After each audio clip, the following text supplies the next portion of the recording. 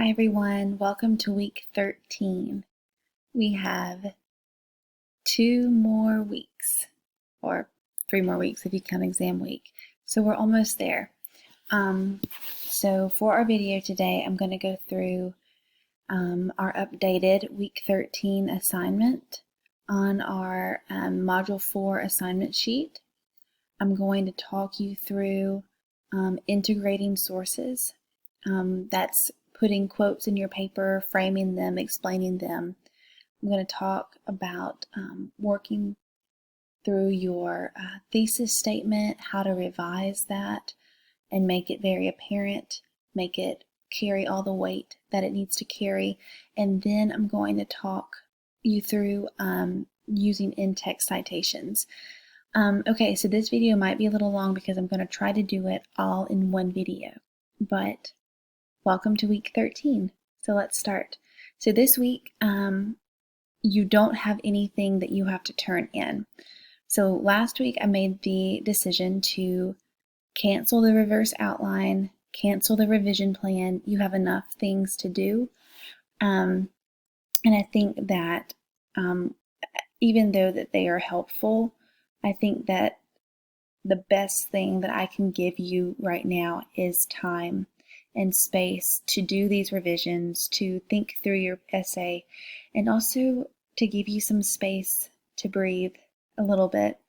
So that's the purpose of that. So remember that this Sunday you don't have to turn in anything. I'd like you to watch this video. I'd like you to read in your textbook, Getting Response and Revising, pages 351 through 355.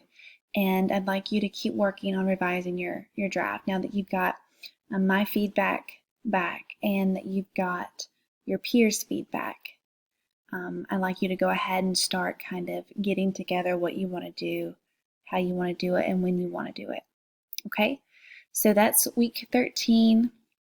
And then, of course, for the next Sunday, so not this coming Sunday, but the next, the 28th, is when your final revised essay will be due.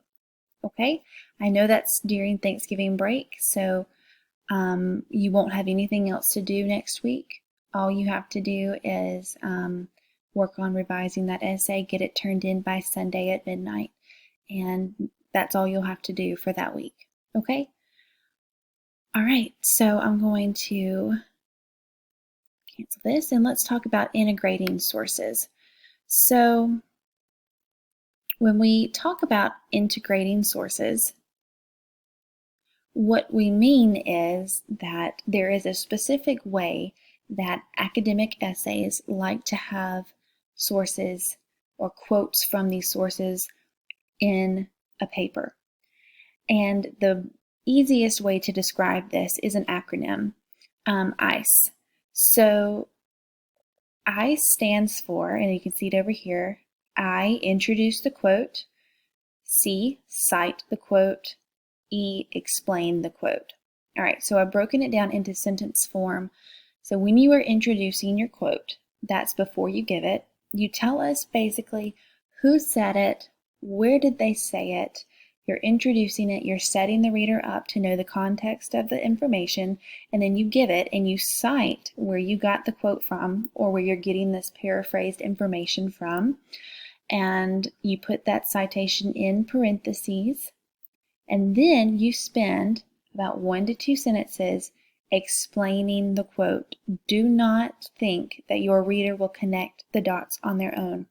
It's your job as the author and as the researcher to connect the dots for them.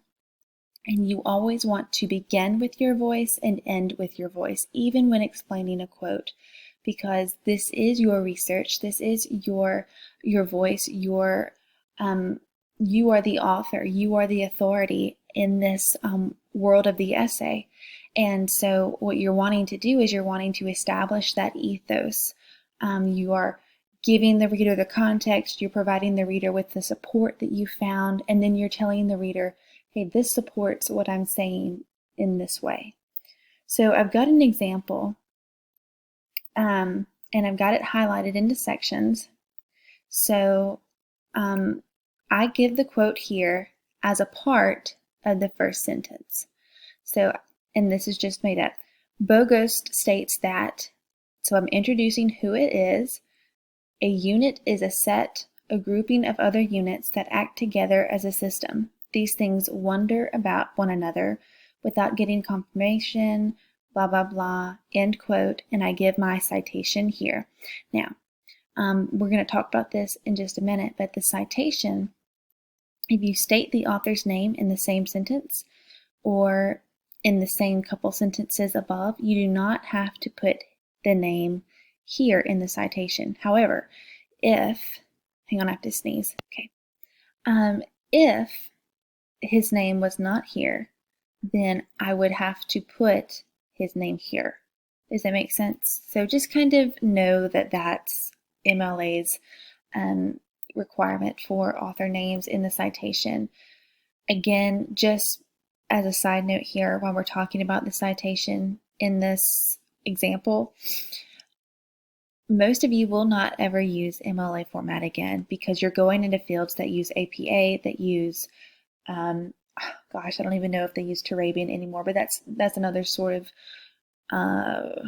filter or citation formatting genre, I guess you could say. And I will not dock points off because you're not using it correctly. Okay, I want you to try to use it correctly. That's the point of this class, right? But when you try something new, you make mistakes. So just know that that's my belief on that. Okay, so I've got the introduction here, right here, and I put my quote in, and I did that in the same sentence. Now, if this is the first time that I've talked about Bogost in my paper, I would want this to be a little bit longer. Okay, so I would want to tell you what he wrote, where he wrote it, why he was certified to write it, why he's an authority on the information. But this is fine if you've already introduced this person. Okay, so first mention, you'll want this section to be a little longer. For a second mention, etc., this is fine. You'll have your citation here, and then you've got two sentences that connect the dots for your reader that begin to explain the quote. And I say, in this way, the chapter units become their own beings, both related to and interrelated to story, and both offering an important question. How do these units and the units, and then we go on to the second sentence. So this is a literary theory, so it's completely different, but this was what I was working on when I made the PowerPoint. Anyway, so to recap, I've got my introduction, I've given my quote, I've cited it, and then I've explained it, and then I would move on, and I would try to do this for every single source that I put into my research essay. All right, so we'll go from here to your theses. So in revising your thesis statements, a lot of times it's very helpful to think about what the thesis is a question or a comment about. So there are a couple things that it could be a question or a comment about. The first one is a question of value. So a good template that you could use to revise your thesis is if you realize that maybe you're questioning the value of something or you're commenting on the value of something, you could use this template. Based on blank, the evidence strongly suggests that blank is better, worse, more effective, less effective than blank. And here's a couple of examples. So based on recent studies comparing how well disciplines teach critical thinking to college students, the evidence suggests that business programs are failing to do a good job teaching reasoning skills to their undergrads. Another example that's questioning or commenting on something's value is, while popular culture references to interracial relationships suggest that the public overwhelmingly approves of such relationships, the reality is that many people still find interracial relationships to be problematic. So we have two examples that are completely made up, and these are questioning the value or commenting on the value of something. If you think that your essay is commenting on something's value, you are more than welcome to use this template right here. Just plug in your information, and that's a great thesis that would come at the end of your introduction. Okay, so there's also a question of policy. So if you find that your essay is commenting or questioning a policy or something of the like, you could use this template. In the debate over blank, I am persuaded that the most important thing to do is blank.